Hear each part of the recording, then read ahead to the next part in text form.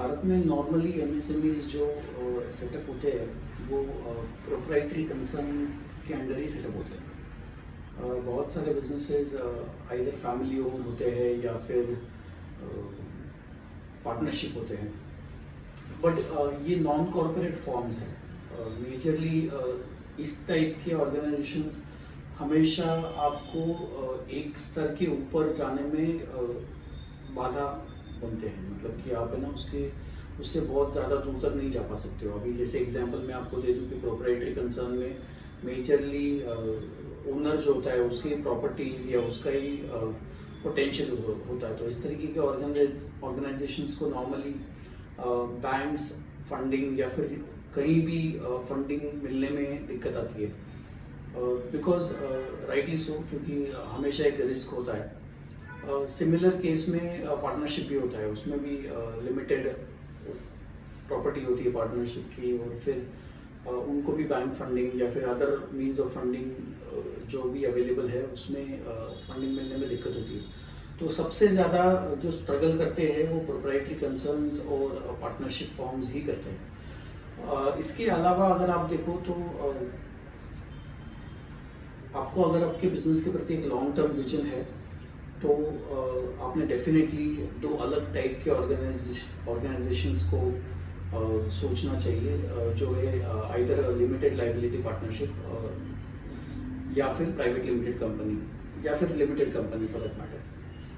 Limited liability partnership में एक major advantage है कि आपका बिजनेस और आप ये दोनों अलग हो। एज इन कल को अगर वो बिजनेस के में कोई दिक्कत आ जाती है, आपके बिजनेस के ऊपर कोई लाइबिलिटी आ जाती है, तो फिर वो लाइबिलिटी आपका बिजनेस के एसेट्स को यूज करके ही पे किए जाएंगी। बिजनेस इसमें फायदा ये होता है कि आपके पर्सनल एसेट्स है, जो आपका घर है या फिर आपके एनी अदर प्रॉपर्टी है जो आपने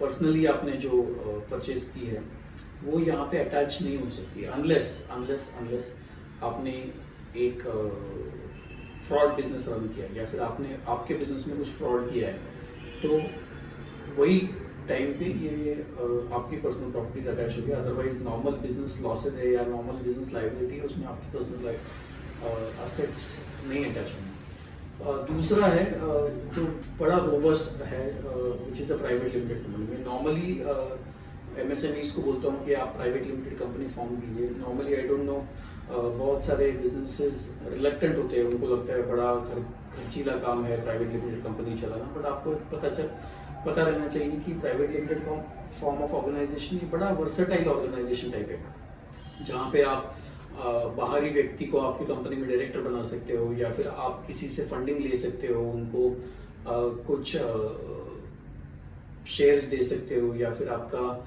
बिजनेस इस तरीके से हो सकता है जहाँ पे आप या फिर आपका बिजनेस ये दोनों अलग एंटिटी हो। ठीक है। सो प्राइवेट लिमिटेड कंपनी में एक बड़ा इम्पोर्टेंट केस है जो यूके में हुआ था, सॉलोमन एंड सॉलोमन कंपनी। ये जो केस है इसमें उधर की कोर्ट ने ये माना कि ओनर और कंपनी ये दो अलग एंटिटीज है।